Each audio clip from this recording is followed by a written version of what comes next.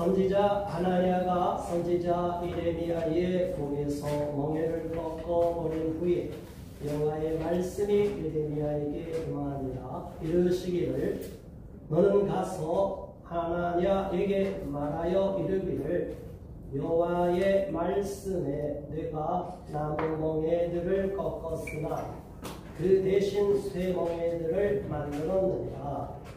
만군의 여호와 이스라엘의 하나님께서 이와 같이 말씀하시니라. 내가 새 멍에로 이 모든 나라의 목에 메워 바벨론의 왕 느부갓네살을 섬기게 하였으니 그들이 그를 섬기리라. 내가 들짐승도 그에게 주었느니라 하라. 선지자 예레미야가 선지자 하나냐에게 이르되 하나냐여 들으라. 여호와께서 너를 보내지 아니하셨거늘 내가 이 백성에게 거짓을 믿게 하는도다. 그러므로 여호와께서 이와 같이 말씀하시되 내가 너를 지면에서 제하리니 내가 여호와께 배역한 말을 하였습니다. 내가 금년에 죽으리라 하셨느니라 하더니 선지자 하나냐가 그해 7째 날에 죽었더라. 아멘. 오늘은 참 선지자와 거짓 선지자라는 제목으로 함께 은혜를 나누겠습니다. 제가 요즘 오늘 우리 대한민국과 돌아가는 상황을 볼 때 여러 가지 많은 생각이 듭니다. 많은 이야기들이 들려오고 또 많은 전망들이 예측되고 있는 상황입니다. 오늘 특별히 대한민국 기독언론협회에 이곳에 와서 제가 말씀을 전할 때 다른 곳에서 전하는 말씀과는 무게가 다르기 때문에 어떤 본문을 잡을까를 다 뒤져봐도 4년 전에 제가 이 말씀을 전했었는데 똑같은 말씀이 전해졌습니다. 하나님께서 오늘 이 시점, 4년 전과 비교해 볼 때 오늘 이 시점은 어떤 차이가 있나? 저와 여러분이 느끼는 피부적으로 체감하는 상황이 많이 바뀌었을 거라고 봅니다. 하나님의 사람들은 시대적인 흐름 가운데, 역사적인 한가운데에서 상황에 따라, 시대가 바뀜에 따라서 동일한 말씀을 변질시키거나 타협하거나 왜곡시키려고 하는 주변의 유혹에 또는 회유와 압박에 많은 부담감을 갖게 됩니다. 심지어 목사님들의 설교가 수사 대상이 될 수도 있는 이런 현실, 이런 암담한 상황까지 대두되고 있는 대한민국. 저와 여러분은 지금 어떤 마음을 갖고 계십니까? 저는 하나님은 어제나 오늘이나 동일하다고 말하고 있고 또 그렇게 믿고 있습니다. 또 지금까지 그렇게 설교해왔고 시민활동도 해왔습니다. 하나님은 죽지 않았는데 우리는 마치 하나님이 죽은 것처럼 생각하거나 또는 하나님은 그렇게 말씀하지 않았는데 우리가 앞질러 가서 하나님보다 더 의로운 척 주장하거나 지나친 낙관주의로 몰아가는 경우가 있습니다. 저는 예전부터 오래전부터 스톡데일 패러독스라는 그 이야기를 듣고 많은 도전을 갖고 깨우침을 얻었습니다. 베트남 전쟁에서 스톡데일이 포로로 잡혀갔습니다. 자신을 끝까지 견뎌내고 절제하고 인내해야 되는 한 상황에서 많은 사람들은 금방 포로 기간이 끝날 거라고 기대했습니다. 그래서 지나친 낙관주의로 이제 부활절에 풀려날 거야, 아니야 추수감절에 풀려날 거야, 아니야 성탄절에 풀려날 거야, 이렇게 기대감이 너무나 넘치고 희망에 들떴던 사람들, 또 그 가운데 크리스천들도 많았겠죠. 기도를 뜨겁게 했던 사람들은 오히려 감옥에서 다 죽었습니다. 도리어 스톡데일은 그 희망은 끊지 않았지만 현재의 상황이 아주 녹록치 않고 이 상황을 견디기 위해서는 끝까지 인내하고 견디고 극한 상황까지 자신의 한계치에 도달할 수 있다는 것을 알고 스스로를 다지고 다졌습니다. 그렇게 오히려 희망은 가졌지만 지나친 낙관주의에 빠지지 않고 비관주의적인 시각이면서도 마음 깊은 곳에 낙관주의를 품고 있을 때 오히려 스톡데일은 그 긴 포로 생활에서 풀려나고 미국의 영웅으로서 등극이 됩니다. 저와 여러분들이 지금 이 상황을 원하고 있지 않는 대한민국이 돌아가는 상황에 대해서 많은 우려와 좌절을 갖고 있고 또 그럼에도 또 한 부분에서는 이 상황이 금방 역전이 될 거다. 또 외국에서 미국에서 어떤 조치가 취하면 바로 대한민국은 흡변할 것이라고 너무 낙관주의에 젖어 있는 경우도 많습니다.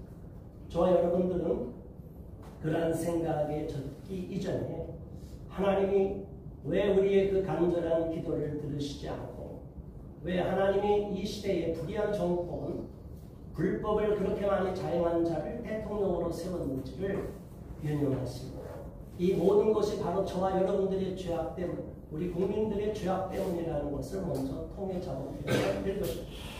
그리고 한국교회 목회자들이 졸고 있고 잠자고 있고 세상에 하나님의 말씀보다 세속에 물들어버리고 하나님의 뜻을 거역한 대가를 치르고 있다고 저희들은 믿고 바라보고 있어야 됩니다. 하나님은 때때로 우리의 기대하는 것과 다른 결과를 주실 경우가 있습니다. 하나님의 생각과 하나님의 길은 우리의 생각과 길과 다른 경우가 많이 있습니다.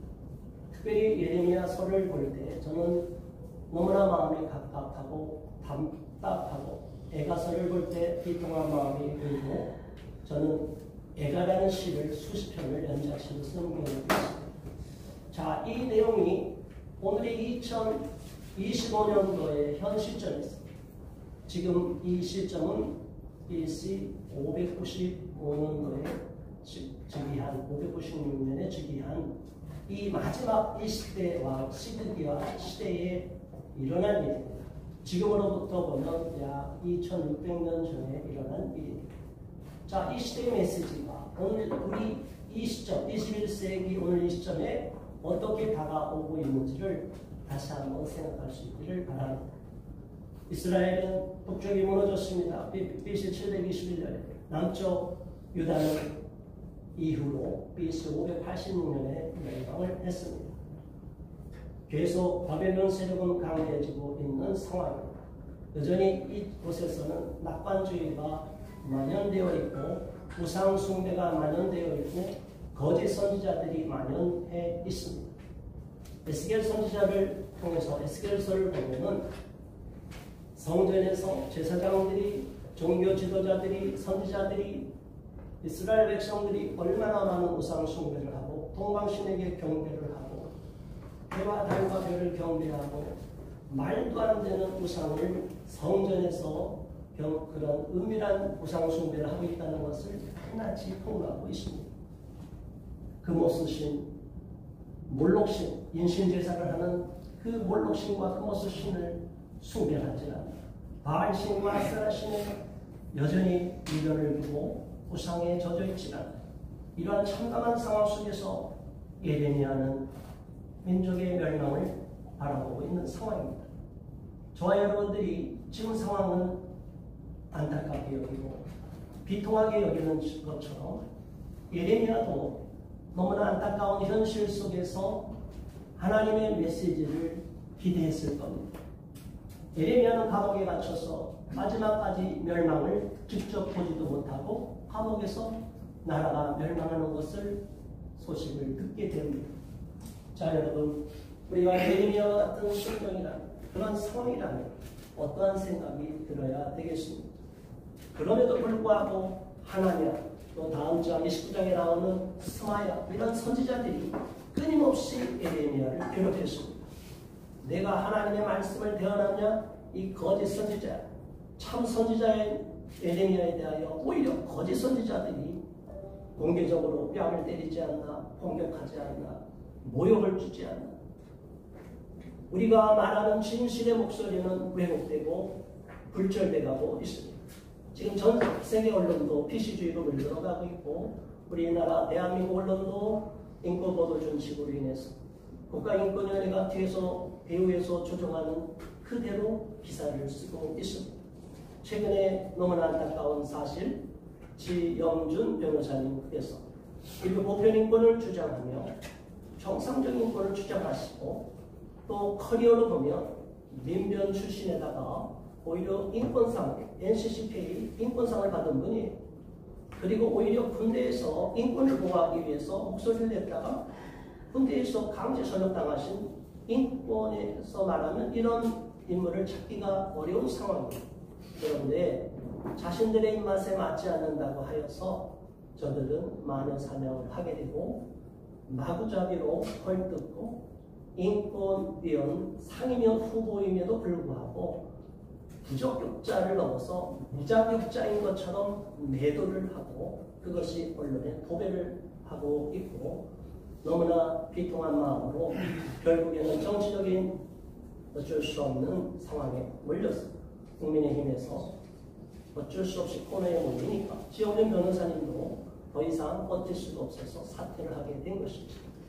자, 이 사실에 대하여 그래도 언론에서 기독 언론이 보도하고 있어서 그나마 다행이고 또 엊그제 우리가 기자회견을 했던 그 부분에 대해서 국가인권위원들이 국가인권의 직원들이 불법 행위를 저지른 국가공무원법 66조 1항을 위배한 사안에 대해서도 우리가 기자회견을 했고 제가 200명이 넘는 기자들한테 일반 기자들을 포함해서 다 뿌렸는데 뉴데일리 기자, 일반 기자로서는 뉴데일리 기자 한 분이 오셨습니다. 너무나 안타까운 일입니다. 자, 이 상황에 그래도 목소리가 나와 있고 수많은 지영준 변호사님과 안창호 위원장님을 공격하는 기사가 쏟아지는 상황에서도 몇 개의 기사만큼이라도 뉴스란에 떠 있다는 사실이 저는 희망이라고 생각합니다. 기독 언론은 그런 역할을 해야 된다고 봅니다. 모든 언론이 아니다, 틀렸다 말할 때 그게 진실이 아니면 우리는 당당하게, 정확하게 진실에 의해서 용기를 갖고 불이익을 당함에도 불구하고 끝까지 진실의 목소리를 내야 될 줄 믿습니다.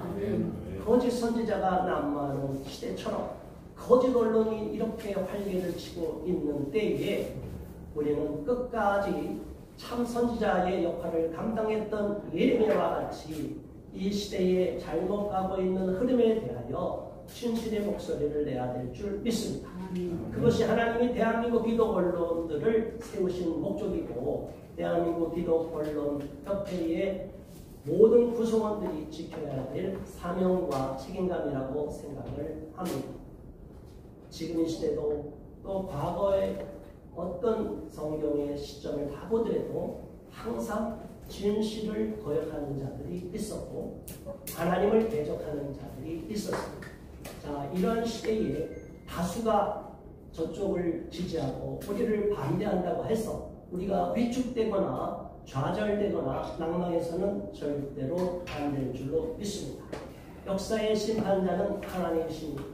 하나님은 결국에는 불의한 자가 번성하게 하지만 그 시기가 끝나면 가루로 만들어 흩어버리는 것이 하나님의 심판의 방법입니다. 바로 이 시점, 지금 임박한 시점에서는 우리가 진실을 주는 것 같고 하나님은 침묵하고 계시고 졸고 계신 것 같지만 절대로 그렇지 않다는 것을 예레미야 선지자를 통하여 우리는 알게 됩니다. 결국에 예레미야 선지자의 예언대로 남쪽 유다마저 바벨론에게 함락되고 처참하게 시드기야 왕은 산채로 두 눈이 뽑히고 뻘도 낀 채로 끌려가고 자식들이 왕자들이 다 죽임당하고 백성들이 수많은 어린아이부터 부녀자들까지 살해를 당하는 처참한 몰락을 경험하게 됩니다. 하나님을 거역한 대가는 무서운 심판입니다. 하나님을 믿는 저와 여러분들이 먼저 사명을 잘 감당해야 그 심판의 판단을 피할 수가 있다고 봅니다. 그리고 많은 국민들에게, 많은 백성들에게, 또 많은 크리스천들에게 올바른 진실을 보도해야 할 사명이 있습니다. 거짓 선지자들이 난무하듯이 거짓 언론, 거짓 선동이 난무한다 할지라도 기독 언론 기자들 여러분 모두는 진실을 알리고 진실을 불이익을 감수하고 어떤 박해와 핍박, 고난을 감내하고 용기 있게 기사화시키고 보도해야 될 줄로 믿습니다. 이 땅에서의 핍박은 오히려 하늘나라의 영광이 될 줄 믿습니다. 기도하겠습니다. 하나님 아버지, 오늘 이 시대가 너무나 암담하고 어두워가고 있는 상황입니다. 그럼에도 불구하고 우리가 너무나 지나친 낙관주의에 젖지 않게 하시고 또한 비관주의에도 젖지 않기를 바랍니다. 하나님이 예레미야 선지자를 통하여 말씀하셨던 그 예언이 그대로 이루어진 것을 보았습니다. 그러나 거짓 선지자들 스마야와 하나냐를 비롯한 수많은 당대의 거짓 선지자들은 아무런 흔적도 없이 사라지고 다 땅속에 묻혀버린 것을 봅니다. 예레미야의 말씀만 하나님으로부터 받은 놀라운 메시지만이 지금도 살아있어서 우리의 마음을 울리고 감동을 시킵니다.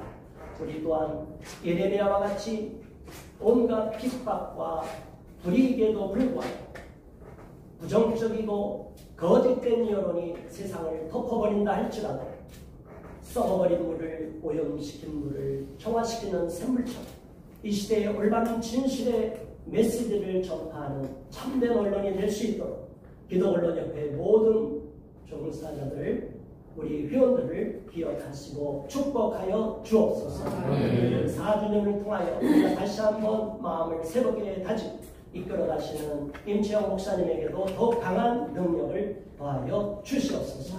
예수님의 이름으로 감사기도 드립니다. 아멘.